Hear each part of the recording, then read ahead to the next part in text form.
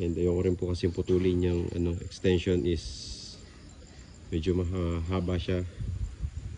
Madami po siyang gamit. So by the way, ito na po yung closed na po siya, paikot. And then ito na lang po yung opening, yung sa may pintuan. Lalagyan na lang po natin siya ng cover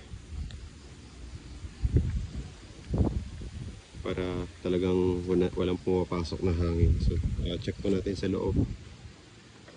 Yan, ginawa lang po namin ng insulation paikot para lang po siya ay may cover.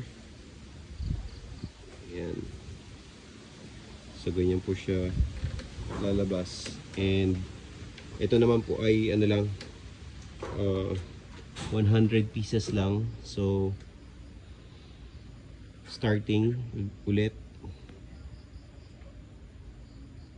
100 pieces, so kasya na po yan siguro. Yan.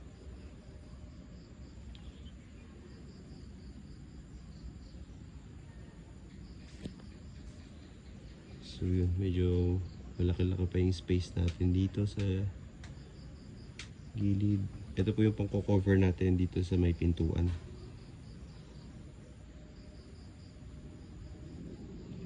Ayan.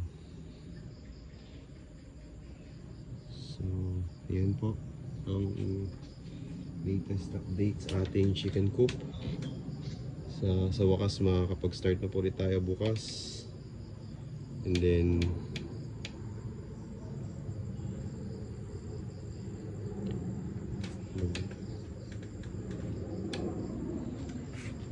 asikaso na rin po natin yung iba pa nating project dito sa ating backyard farm. So yan po siya. See you na po